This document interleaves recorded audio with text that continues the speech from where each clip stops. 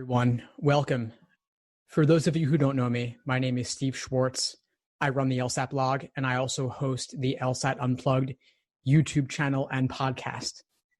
I'm based in New York City, where it's absolutely freezing tonight. We're approaching the beginning of winter, and I imagine wherever you are is probably just as cold, if not colder.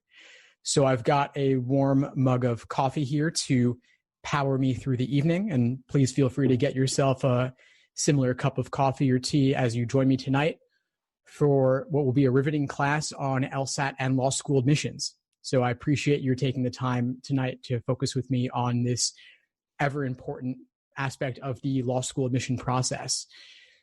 So of course, the biggest thing is that the LSAT has gone digital this year. How many of you, just do me a favor, type in the chat, how many of you have already taken the digital LSAT? Either in July or September or October or November. I'm just curious where all of you are at on that. So I see someone said they took October. Someone has not taken the digital LSAT yet. We got another October. So it looks like a few folks have taken the digital LSAT already and some haven't. So the LSAT, of course, has gone digital, is being administered on a tablet, a Microsoft Surface Go specifically, 10 inches. If you want to practice, any old tablet is perfectly fine. A Samsung, an iPad, you could borrow one from a friend just to do a couple of practice tests. There are a few on LSAC's website at familiar.lsac.org. If you want to see what it looks like, there are some interesting features about the digital LSAT. You can highlight, you can underline, you can flag questions, you can eliminate answer choices, and bubbling is a total breeze. It takes 2 seconds rather than slowly filling in an oval with a number 2 pencil on a Scantron, which is very old school. I'm glad LSAC has finally joined the 20th century, even though we're now in the 21st century. But regardless, we are where we are. The digital LSAT is not all bad, despite some of the tech issues that happened in recent administrations. I'm hoping that it will get better and better as time goes on. And we will discuss the digital LSAT in more length in just a little bit. But for now, I want to have a little fun with you and play some true and false, myth versus fact with regard to the LSAT. So true or false, you can't take notes on the digital LSAT. Share your thoughts in the chat. Can you take notes? Can't you take notes? Those of you who have taken the digital LSAT will already know the answer on this, but feel free to cheat and share your thoughts anyway. So let's see, what have we got here? Christina says true. Anyone else? Other thoughts here? We have a false. We have another true. A mix of responses. This is kind of a trick question. So can you take notes? In fact, yes, you can take notes, but you cannot take them on the tablet itself. You will have a booklet of scratch paper of about 12 to 14 pages, and you take all your notes there. But you cannot draw freehand on the digital LSAT the way you might have expected to be able to on a whiteboard, for example. So while you are studying for the digital LSAT, I recommend, if you're studying out of books, do not write on your books at all. Keep your books clean, which as a bonus makes it easy to reuse them if you want to, or resell them if you want to. But more importantly, it's simulating the digital LSAT where you cannot write on the questions. You can only write on your booklet of scratch paper to the side. Again, it's a booklet of 12 to 14 pages, 8.5 by 11 paper, unlined, with a now small LSAC logo on the page. It used to be a much larger logo, and it's no longer newsprint. It's now normal, relatively higher quality paper. So get used to that. Of course, it's not unlimited paper, but it is more than enough. You have it for all sections, not just the games. You have it for the logical reasoning and the reading comprehension as well. So all those formal logical reasoning questions where you have conditional statements, you can diagram those by hand on the booklet of scratch paper. And on the reading comprehension, you can also make some notes, whether it's a short summary of each paragraph or simply an articulation of the author's opinion or the main idea. You can do that. So very important to practice like it's going to be game day, where you're not writing on the questions, rather on the booklet of scratch paper. For reading comprehension, I recommend that you do, in fact, take some small, simple notes in the margin on your scratch paper. If you want to summarize the passage with a short couple of words on each paragraph, you can do that. If you simply want to articulate the main idea, you can do that as well. One other thing I want to mention with regard to the digital LSAT is that you want to get used to reading difficult, dense text on the computer screen. So there are two tools I will recommend for that. One is called phrasereader.com. The other is called spreeder.com.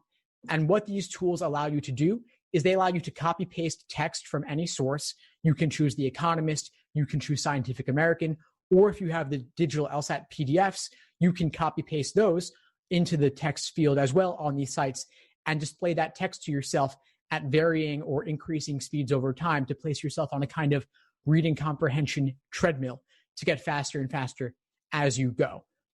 I would definitely recommend that. Of course, if you want to read casually for fun, Scientific and American and The Economist, you can do that.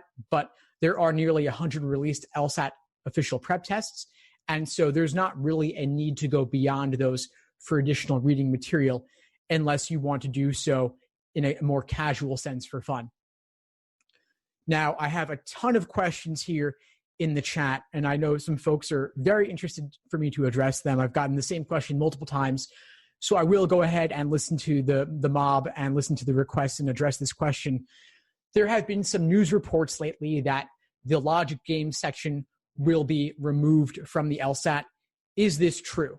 The short answer is no. The more complex answer is maybe at some vague point in the future.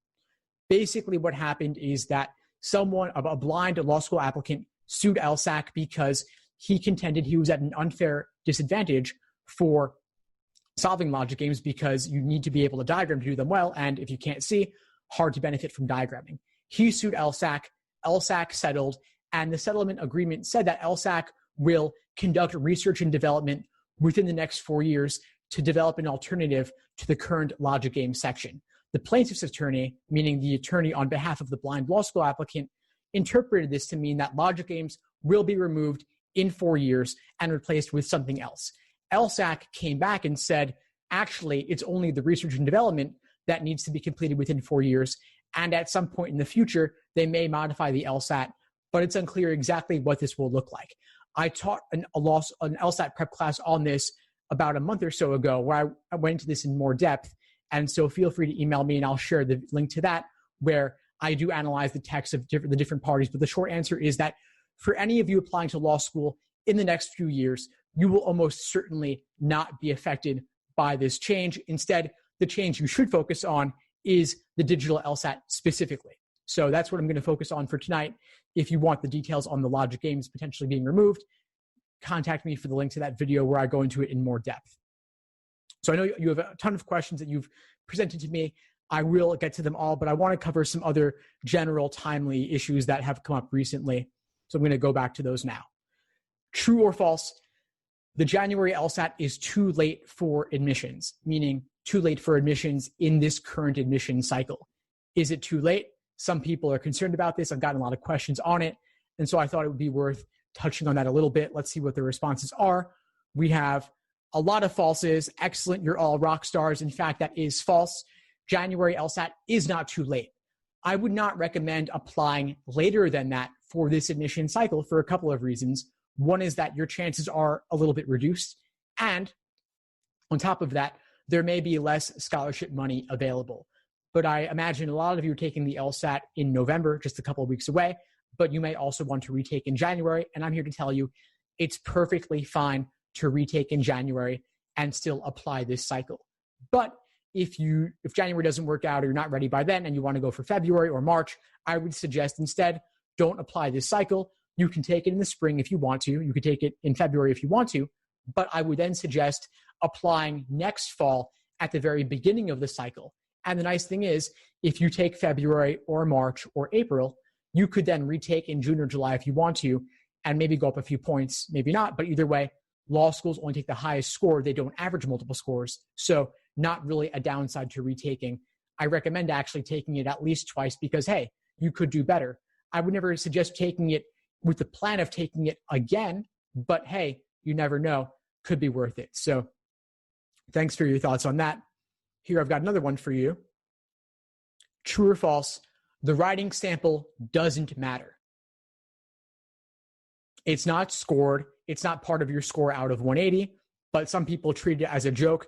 Should they treat it as a joke or should they take it seriously? Again, lots of falses, excellent. The writing sample does matter, but not nearly as much as the scored sections of the LSAT. And correct, Brooke, it does not only matter for non-arts majors, it matters for everyone.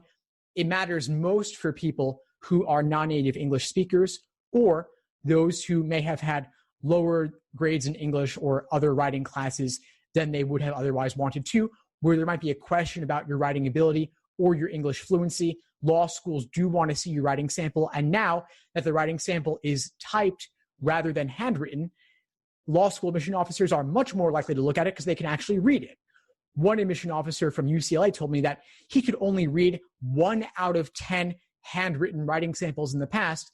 So you can imagine how much time he spent on them if there was no chance of being able to read them. And of course, your brain is fried after doing 5 real LSAT sections. So you're exhausted by the end, and you're not going to do your best writing with the writing sample previously. But going forward, now that it's digital and you don't need to do it on test day anymore, and you're not doing it at the test center anymore, you can do a better job on it, and you will be expected to do a better job on it. Are they definitely going to look at it? Not necessarily, but if they do, you want it to reflect your score, reflect your ability well. So give it your best shot. I wouldn't stress over it. I wouldn't do 50 practice writing samples, but doing a couple isn't a terrible idea, just so that you're prepared and you know what to expect when they actually give you the writing sample whenever you choose to do it. You have up to 1 year to complete it after your scheduled LSAT test date, but law schools will not receive your LSAT score, and meaning that LSAT will not release your LSAT score until you have completed a writing sample on record. If you have previously completed a writing sample, you don't need to do another one. But if you did a handwritten one and you don't think it reflects your true potential, then I would say, yeah, pay the $15 to LSAC. Again, that's $15, not a lot of money, and do a typed version that better reflects your ability. Let's see, I've got another true or false for you here. True or false, you can prepare for the LSAT in 3 months. True or false, a lot of people have raised that idea to me, and a lot of LSAT prep courses are structured along that timeline. See the responses here. We have a mix of responses here. We have kind of, true but does not mean you will do great, true but not ideal, hopefully true. Great responses here. And the answer is, I would say it's not ideal, and it doesn't mean you'll do great. It's not what I would recommend. Can you reach your fullest potential in 3 months? I would say for most people, no. I typically recommend 5 to 6 months from beginning to end in order to reach your fullest potential. Now, do you need to reach your fullest potential to go to law school? Not necessarily. I mean, maybe it would take a year to reach your pinnacle or your true highest potential. Does that mean you need to spend a year? Not necessarily. A lot of top scorers do spend 6 months or more, and even up to a year. And it took me a year to go from the low 150s to achieve a 175 on test day. Doesn't mean it'll take you that long. And you also may not need to get a 175. But 2 to 3 months, I would say, is typically not enough. The LSAT is much harder than the GRE or the GMAT or the SAT or the ACT or any other test you've done up to this point. And so it's worth investing the time. And I'll talk a little bit more later about study plans, but there are several stages to them. One stage, the earliest, would be accuracy, where you just focus on getting the basics down and getting the questions right. Next is pacing, where you do timed sections to get your rhythm to do the questions within a set within 35 minutes. Then finally is endurance, doing full-length 5-section timed exams to build that stamina like a marathon. And so that takes a lot of time, and you might spend 2 to 3 months just in the accuracy phase, not even introducing timing. It's a long process, much more than students typically expect. But if you want to achieve your fullest potential, which I recommend, because that'll get you the scholarship money and get you into better law schools. So the ROI on that is huge, well worth the investment. Here's another one for you. True or false, the LSAT is graded on a curve. So we have a mix of responses here. We have some trues, some falses. This is kind of a trick question here. The LSAT is not graded on a curve in the sense that you are compared to everyone else who sat for your exact exam, meaning that you have no incentive to sabotage the person sitting next to you or any of the other people in the room.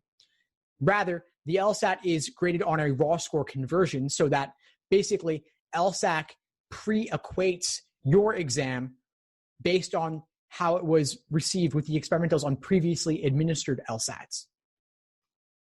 Meaning that LSAC tests out questions for future administrations on the experimental section, and they calibrate the difficulty level of various sections, and they predict what the raw score conversion should be. So for some exams, you could get 10 questions wrong, and that will give you a 170 on test day.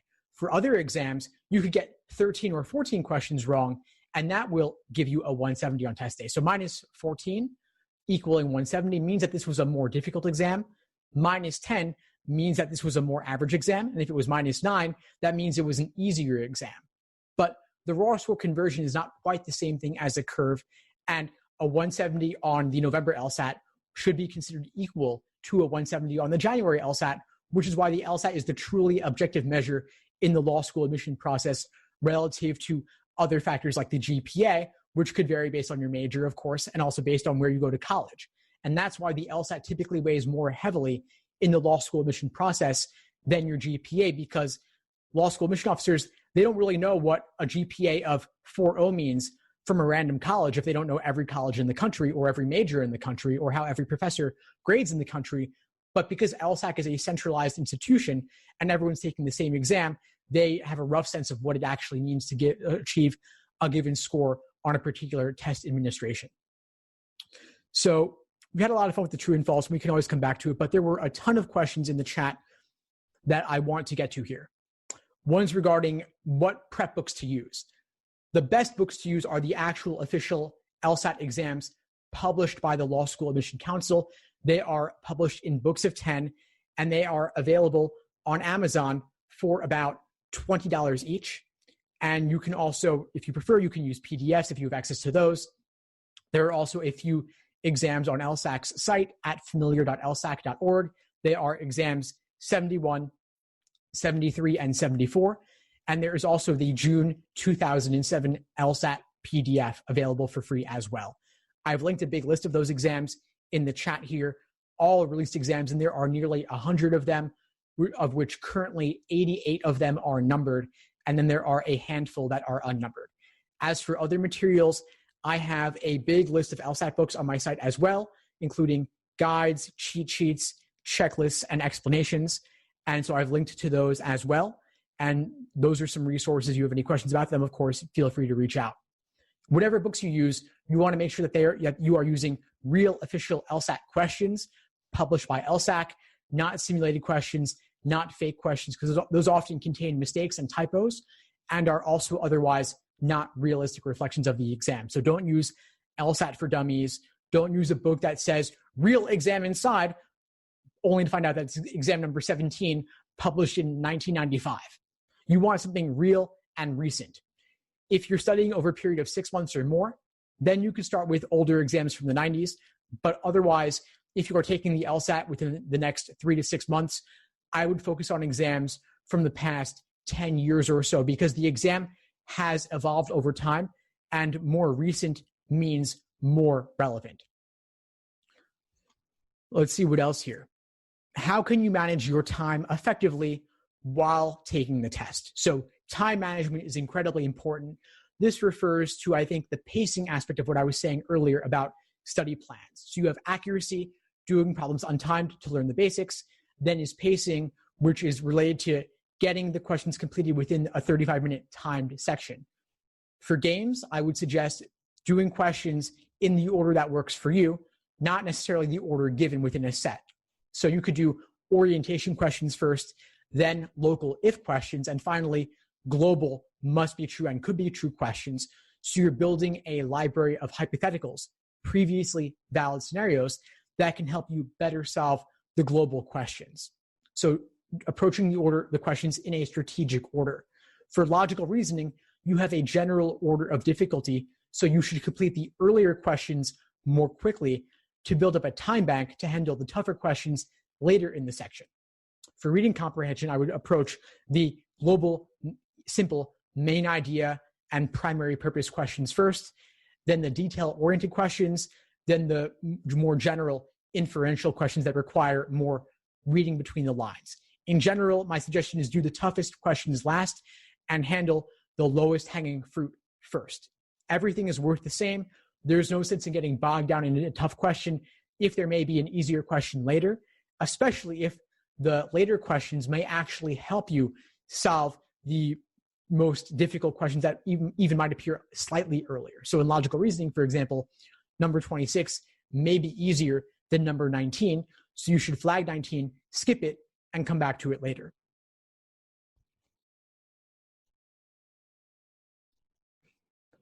Plenty of other great questions here.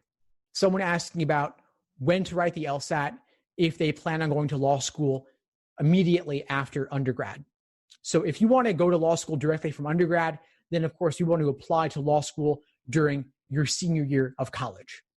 So if you want to do that, I would say ideally, if we could go back in time, depending on where you're at, you could take the LSAT in the spring of your junior year. Let's say if you're a junior now, let's say, you might want to take the LSAT in March or April so that you can retake it in June or July if you want, and then apply at the very beginning of the cycle in September, which would be the fall of your senior year. That would be ideal if you're planning ahead early. If you're currently a senior, then I would say hopefully you've been studying for the LSAT a bit already. You could take it in November or January and then apply immediately after you get your score back. That's my general suggestion on that. And the other thing I'd say is request your letters of recommendation early so that your professors and any employers you have time to write you a great one. As for what score you need to get into a good law school, what is the cutoff? There are not really hard and fast LSAT and GPA cutoffs for law school, but a 2.0 and a 140 isn't going to get you into any law school worth going to. You typically want a score at least in the 150s and a GPA of at least, let's say, minimum 3.0 and above, ideally. There is a calculator on LSAC's website. I will share with you the link where you can input your LSAT score and GPA, and it will show you how you stack up to other students at that law school. So it'll show you the school's 25th and 75th percentile medians, and then you can see with your given numbers where you stand. But if you are not yet done taking the LSAT, then everything is theoretical. It's hypothetical until you have a real LSAT score. And assuming that you're still in college, then you might have some time to pull up your GPA. And if your GPA is significantly lower than you want it to be, but let's say that you are still in your junior or senior year, you might delay applying to law school until you've completed undergrad so that you have a relatively higher GPA. So let's say if you're a senior now, you might want to finish spring semester and really work hard during spring semester to increase your overall GPA so you can apply with a higher one, which will, of course, improve your odds. I got some questions about specific LSAT prep courses. What do I think of them? Honestly, I would say what matters more is the instructor you have than the general brand of the course. Some companies might have terrible instructors and great instructors, and it completely varies. You want an instructor who has taken an actual official LSAT and scored well on it. I would define well enough to teach the exam as 170 and above. Anything less than that, I think, doesn't demonstrate true proficiency in the exam to the extent that it would qualify you to teach it. Getting a 165 shows that you understand how to apply the strategies, but the 170s means that you understand why the strategies work, and you can see the exam from the test maker's perspective. So I would suggest any class you consider taking, make sure that you know who the instructor is, and you can ideally sit in on a sample class with that instructor so you can see what they're actually like, make sure that their personality is a good fit for you, and that you could sit to them and watch them lecture and teach you for several hours. That's what you're going to be doing. Let's see what else. Someone asking about the digital format and how is it different and similar from the paper format. So definitely if you're taking digital, practice on digital. The LSAT is entirely digital now in North America, but those taking it overseas still have paper. So if you really hate the idea of digital, you could go overseas to take it. I wouldn't recommend that. I would say that's kind of extreme, but that is an option for a few people. If you want to know how similar it is, I would say take the practice ones on LSAC's website. I think some of the biggest differences are, like I said, you cannot draw freehand on the questions themselves the way you could on a piece of paper. And additionally, you can only see one question at a time on the digital format. So rather than seeing all the questions associated with a logic game at once, or all the questions associated with a reading comprehension passage at once, you could only see one question at a time. And you cannot see the entire reading comp passage at once along with the questions. You can either see the passage only and no questions, or you can see part of the passage and a single question. So those are some significant differences, but play around with it to see what it's like. There's no substitute for actually looking at it itself.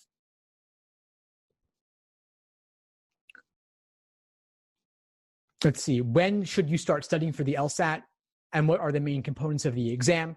I would say start studying for the LSAT as soon as possible. Again, I recommend 5 to 6 months to achieve your fullest potential. And so work backwards from that. If you want to take it in April, start studying now. If you want to take it in September of next year, you could start now, or you could start in March. That would be a decent idea. As for the main components, I've covered this at length elsewhere, but there is the logic games, the logical reasoning, and the reading comprehension sections, and they're all worth studying in depth. Logic games is typically the scariest at first, but the easiest to improve upon significantly. Logical reasoning is somewhere in the middle, but since it's half the exam, it's well worth focusing on because any gains you make there are automatically doubled, given that there are 2 sections. Reading comprehension is the toughest to improve upon significantly, but there is room for improvement there as well. Let's see. Got a question here asking about resumes and applications. What do they look for? Well, for your resume, it should, first of all, it should be an academic resume, not a work resume. So if you've been working for a while, you've been in the workforce, that is not the same resume you should use for law school. It should start off with your academic experience, meaning your undergraduate, any master's degrees that you have, as well as any summer study abroads, for example, or externships that you have. And it should be a little bit more detailed than a work resume would be. And of course, no typos, perfectly formatted, reverse chronological order. You should be consistent in all of your formatting with periods, commas, format for date, month, year, things of that nature. It should have your LSAC account number on it. It should have your full name and address on it. It should typically be limited to 1 page, except in extraordinary circumstances. If it's more than 1 page, you better have a very good reason for it. And every page, of course, should have your name, address, and LSAC account number in case the pages get separated or something. As for what they're looking for in your application is quite broad and includes a lot of things. I'm not going to laundry list all of the parts now, but it should certainly indicate why you want to go to law school and that you have a real understanding of what law school is like and what the practice of law itself is like, not simply media portrayals, for example.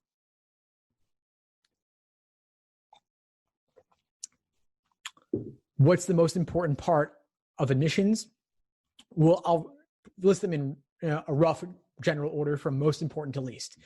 LSAT's most important, GPA is next most important, and then all the other soft factors pale in comparison. The soft factors would include your personal statement, your letters of recommendation, optional essays and addenda, your resume, your character and fitness statement, and that's pretty much it. Those are the most important aspects of it. I'd say after LSAT and GPA, the personal statement is probably the most important. Like I said, that's where you want to include why you want to go to law school. And of course, this should be extremely well written, no typos, no diction errors. It should be your best writing possible. You should start writing it well in advance. And you should have several people read it over, but it should also retain your personal voice. Tell it using anecdotes is good. Show, don't tell. And don't laundry list your resume. Pick 1 or 2 big anecdotes and expand on them and use them as jumping off points. It should be personal in nature, and you do want them to like you at the end of the process. And it should, of course, include things they couldn't learn about you elsewhere and things that only you could share. And of course, you want to be memorable. This is a tall order, of course, and everything depends upon the specifics. There are no topics I would say are totally off limits. It's all about how you write about it rather than what you write about. So many great questions here. Let's see what else. Kaylee's asking, how long a period of time should you study for the LSAT? How many hours per day? And what if you're in school full time? I would say on average, if you have other obligations like work or school, I would say a minimum of 10 to 15 hours per week on average. This could vary by day, of course. Some days you may not have any time to study, and then you could make up for it most likely on the weekends. I would recommend at most 5 to 6 hours in a single day. Typically would be a weekend, or if you're studying full time, could be any day with frequent breaks. And if you're working full time, I would say fit in an hour before work, during lunch, if you have downtime at work, and then of course after work. I would try to avoid studying at home because then there are too many distractions like Netflix, friends, family, significant others. And once you switch into your PJs, you're much less likely to actually get any studying done. So I would say get to work or school early and study in a conference room or the library, and stay at work or school in a conference room or library to study more before going home. If conference rooms and libraries are not options, I would study at a coffee shop nearby. But once you get home, it's much more difficult to actually get the studying done.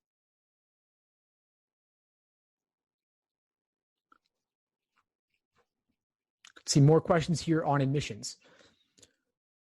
Should an applicant bring up their desire to work in a particular field of law if they have no prior work experience within that field? So let's say you want to do environmental law, but have no background in environmentalism. Totally fine. If you have a specific field that you want to study, you can certainly mention it. You don't need to have evidence for why you want to do it, or prior experience in that area to support that, although it's nice if you have it.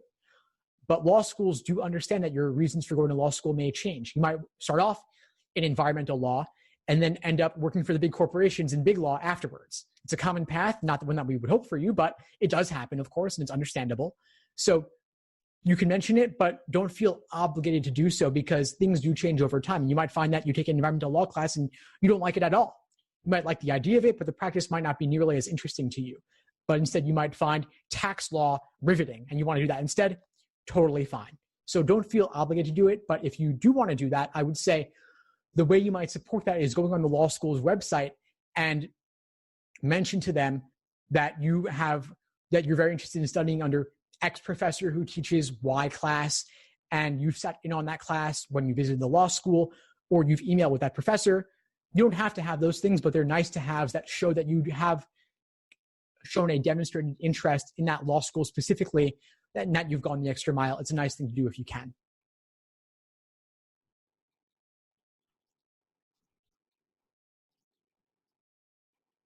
So many other questions here. Someone's asking, do you have a LSAT score choice? Meaning, can you choose a specific score to send to law schools like the GRE? I honestly don't know too much about the GRE specifically, but for the LSAT, there is no score choice. All scores are sent to law schools. So if you took it a year ago and got a 140, then you retook it and you got a 160, that's totally fine.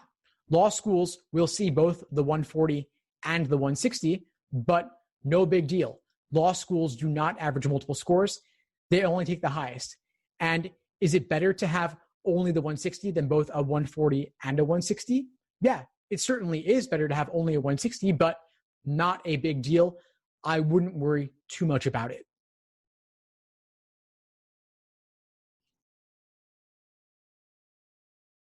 Someone's asking about attending law school in England versus Canada. They're completely different law schools, and the admission process is totally different. The systems of law are certainly more similar between England and Canada than the US and Canada, or the US and England, but I'd say it really depends on where do you want to live? Where do you want to work? To me, that would dictate where you end up actually going to law school. And that's not a decision that I can make for you. I would say you want to do your own research and make your own life decisions on that. I'm more familiar with the US admissions in particular. Someone's asking, what's the lowest LSAT score accepted by top 14 law schools in the US?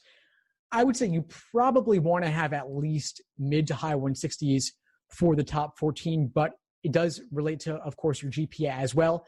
And that LSAT GPA calculator from LSAC will give you more specific numbers than I can off the top of my head about what will make you competitive there. Ranjit's asking, should you take a gap year before law school? If you want to.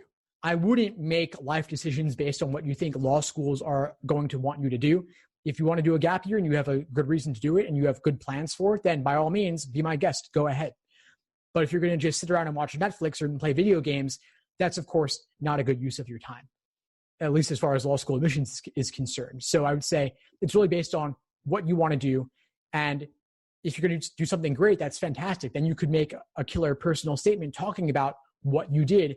If you got some great work experience in the field of law, that would be close to ideal, I would say. But spend it how you like, because honestly, once you finish law school and you start working, you're probably not going to ever have that much free time again until you retire, decades from now, most likely. So make the most of your time, but enjoy it.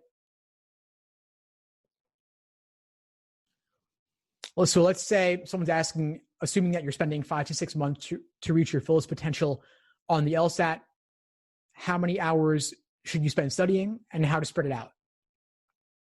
I've touched on this a little bit already, but I would say don't stress too much about any one particular day and don't try to cram it.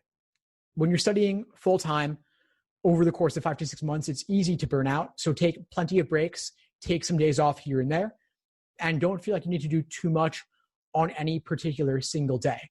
The LSAT is a marathon, not a sprint, and it's about gradually absorbing the content of the exam and the methods of reasoning over a long period of time. The LSAT is an exam of pattern recognition, not memorization. And so if you want to complete at least 30 to 40 exams, some of which you would do as individual sections, some you would do of questions by type, others you would do as full-length timed exams, that's great, but gradual. So slow and steady wins the race on this. And I do have a series of LSAT study plans that actually break down for you my general recommendations on how to prepare for this when you're self-studying. And basically, these study plans are based on the idea of what I call the LASER approach to LSAT studying. LASER is an acronym standing for Learning, Accuracy, Sections, Exams, and Review. The LASER approach to LSAT studying. Learning is basically learning theory, reading textbook chapters, building a strong foundation in the different question types. Accuracy is doing questions by type, drilling them to learn what is a strengthening question asking for versus what is a flaw question asking for, and so on. Sections is individual timed 35-minute sections to focus on your pacing. E is for exams and endurance, doing full-length 5-section timed exams. And then finally, R is for review, which is the most important part in my opinion, but often the most neglected. And for this, it's about doing fewer exams and reviewing them in more depth. Specifically, where did your misunderstanding stem from? Was it in the stimulus for logical reasoning? Was it in the question stem? Or was it in the answer choices? If it was in the stimulus, was it that you didn't know the conclusion? Was it that it was worded in a difficult way? Was it that you didn't like the topic? Whatever it may be, look at that. If it was the question stem, was it that you did not properly ID which question type it was? Then you might need to work on your recognition of question stems.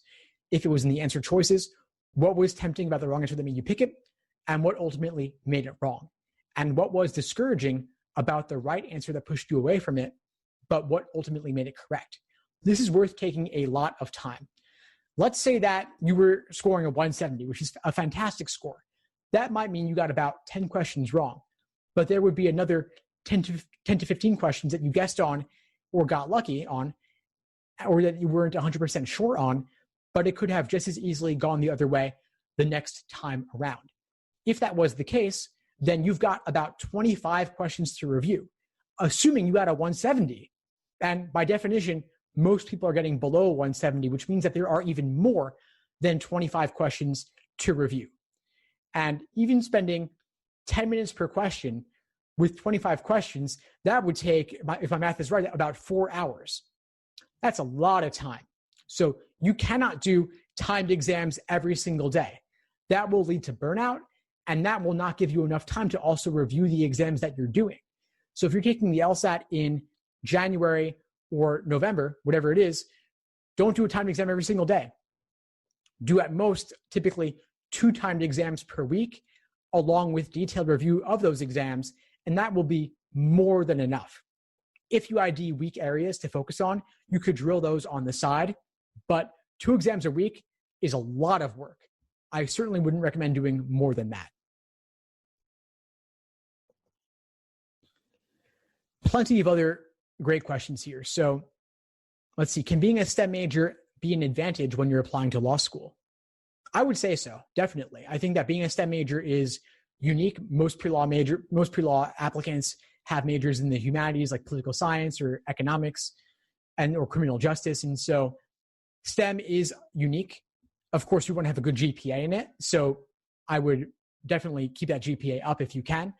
And if you do want to practice law in a STEM-related field, law schools do love to hear that because there's a big demand for that in the market for employment on that. So I would certainly talk about that if that's the case for you.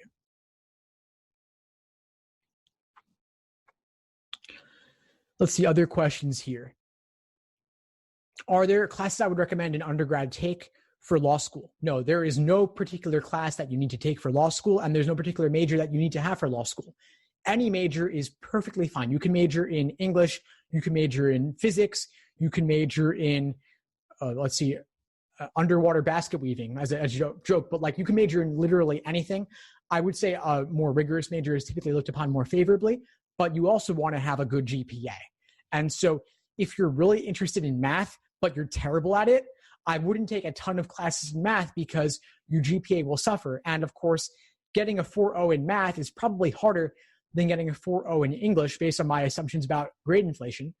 But unfortunately, numbers are numbers, and law schools do care about their admissions index for the US News rankings. And unfortunately, GPAs are considered equally regardless of which major they come from, at least from the analytical perspective. So I would not take too many classes in difficult areas if they will harm your GPA significantly. Maybe 1 or 2, but maybe you want to audit them instead, at least if that won't hurt your GPA. For T14, I did say the minimum was mid-160s, not mid-150s. I don't think that mid-150s LSAT scores would get you into a top 14 unless you had an outstanding LSAT score and you had some sort of connection there. And again, law schools do not favor applicants from any particular major. Any major is perfectly fine, but it should have some moderate degree of rigor to it. So underwater basket weaving was a joke. I think that you should have some sort of reasonably serious major that's respectable, that you wouldn't be embarrassed to tell other people about. Let's see what else here. Should you write an addendum if your score is below the school's median or below the 25th percentile? If it'll make you feel better, you could write an addendum. That's what the answer I typically get from law school admission officers. But the truth is that the numbers are the numbers, and excuses in an addendum won't necessarily do you a lot of favors, unfortunately. They do have their own school's ranking to maintain. And if your numbers are too low, there's not really much they can do about it. So if your GPA is not where you want it to be, then the best thing you can do is get a high LSAT score to counteract it. And it's probably easier to get a high LSAT score if you have a low GPA than to get a high GPA if you have a low LSAT score, because your GPA is the culmination of 3 to 4 years typically, and your LSAT score is earned in 1 or 2 days, depending on if you retake or not. So if your GPA is not where you want it to be, focus on getting that high LSAT score. And if you can't get a high LSAT score now, then study really hard and retake it so that you can. Ultimately, there's not a real substitute for getting that high LSAT score. And if something goes wrong on test day, whether it's your fault or not, so let's say the fire alarm goes off or the tablet malfunctions, you can write about it in an addendum, but ultimately the schools need that score to accept you or to give you more scholarship money. Got to follow up on that laser approach to LSAT studying. If you're applying that method, should you jump straight into the questions or should you start off with reading textbooks? Ultimately, the study plan will tell you what to do, but the idea is the 5 phases are learning, accuracy, sections, exams, and review. So phase one is learning the theory, which involves building the foundation, familiarizing yourself with the various aspects of the exam, the different question types, the different sections, and so on. So that would involve reading textbooks first before jumping into questions. Alternatively, you could watch videos, and you could watch my video lessons, which go over the basics of the exam, all sections, games, reasoning, and reading comprehension. I break it down step by step, bit by bit, so that you know exactly what to do and what not to do every single day over the course of your prep.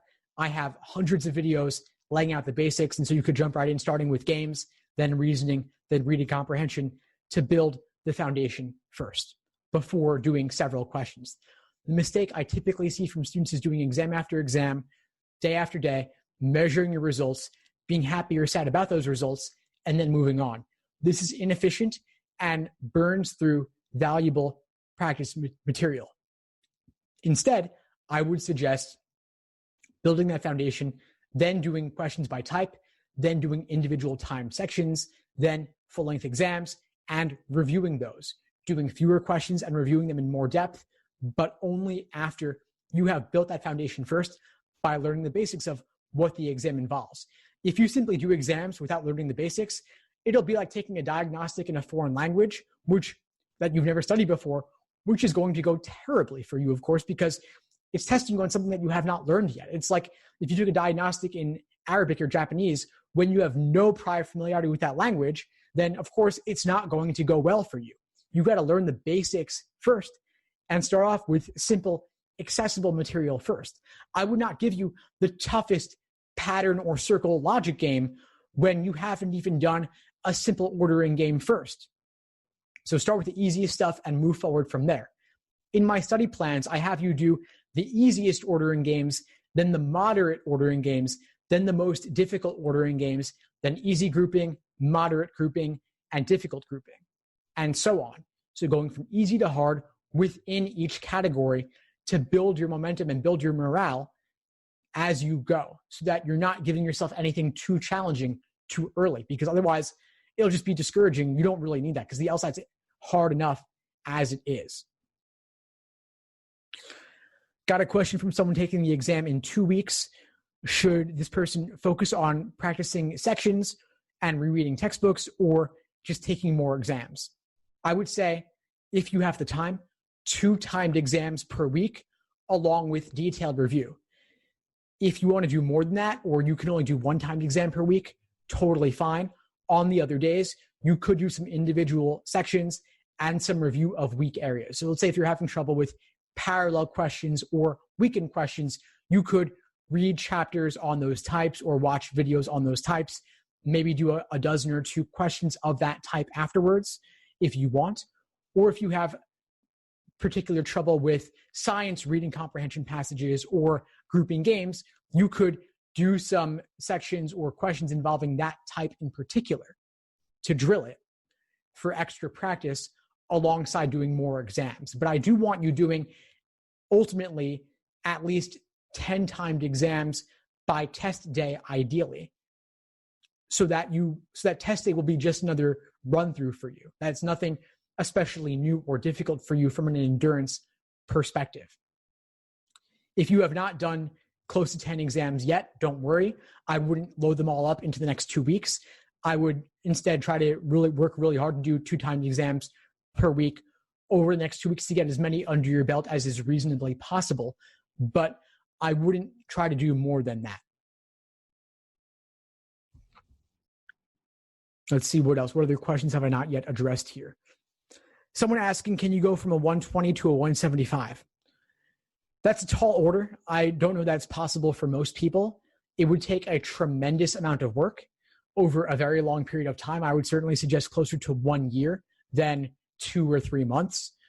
I can't say I've ever heard of a particular example of that, but I wouldn't entirely rule it out. I don't want to tell you that it's not possible, but it'll take a tremendous amount of work. And I would suggest going from getting your hands on every single LSAT ever released and devoting and investing a massive amount of time to learning this exam, and arm yourself with the best resources possible, because it is a lot of work. what's the best thing a first-year student can do if they plan on going to law school? So if you are, I assume you mean first year in college, that you're a college freshman. If you are, I wouldn't worry too much about studying actual LSAT material yet because you still have your entire undergraduate GPA ahead of you. I would focus a lot on building strong study habits and study skills so that you can get the best undergraduate GPA possible, and read some books on formal and informal logic. Maybe take a general philosophy class to acquaint yourself with difficult, dense text and the same style of reading that you will be doing on the LSAT, and enjoy college, first of all, but get your GPA up and keep it as high as possible. Then maybe in sophomore or junior year, if you still want to go to law school, because your plans may change, of course, then maybe get your hands on a couple of LSAT books, get your hands on a few books on informal logic. I really like the book, A Rule Book for Arguments by Anthony Weston. That is a very short book that's very similar to The Elements of Style by Strunk and White. It's a short book, just a little bit over 100 pages, and it acquaints you generally with the different types of arguments and flaws you typically see on the LSAT, and it's a good way to dip your feet in the water. And then if you like that, and you're still interested in law school, then get all the old LSAT exams and gradually start working through them using that laser approach that I recommended.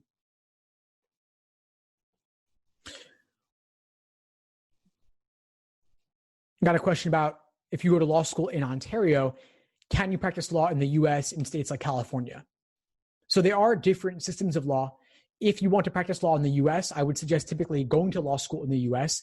If you choose to go to law school in Canada, you do still need to practice to be admitted to the bar in any state where you want to practice. The US is more like a federation where you have different individual states with different bar exams. There is the multi-state bar. There's also the California bar and the New York bar and several others. I'm not totally acquainted with all of them, but you will at some point need to be admitted to the bar in a particular state. And you will need to know about the intricacies of the law in that state and the US system of law in general, which I think is somewhat different from the system in Canada. I'm probably not the best person to ask on this because it's not really my focus, but I would ask law school admissions in these different states about what the requirements are. But it's based on your career goals in part, which are beyond the scope of what my familiarity is. All right, well, we've been going for quite a while here, and I want to be conscious of your time. I do have one more question here I will address, and then any follow-ups or anything I didn't get to, please feel free to email me, and I'll do my best to get to them over email. I apologize that I can't get to everything tonight, but there have been a lot of great questions, and I appreciate your time. Claire's asking, when you're just starting to study, should you alternate between the 3 different sections or start with one and focus on it? I typically suggest starting with logic games first because it's the most difficult at first, but it is the easiest to improve upon significantly. So I'd start with logic games, gain a basic familiarity with that, then introduce logical reasoning while still staying fresh on games, and then mixing in reading comp while still studying games and reasoning on the side. So I suggest focusing on one, but still mixing in the others here and there. I wouldn't do only one at the exclusion of all others. You could rotate between them depending on whether you get exhausted or tired of one particular section. Ultimately, I don't think it matters too much, but I like having a primary focus and then a secondary focus to mix it up a little bit, but still have a focus in general on one area, because that way you can more easily see the patterns between different question types. I have one question asking me to repeat that book I mentioned. It's A Rule Book for Arguments by Anthony Weston. So that's pretty much all we have time for tonight, but I appreciate all of you coming and investing in yourselves on this very cold winter night here with me. If you have any questions, please feel free to reach out if you need anything at all. In the meantime, I wish you all the best and take care. Have a good night, everyone, and thank you for joining.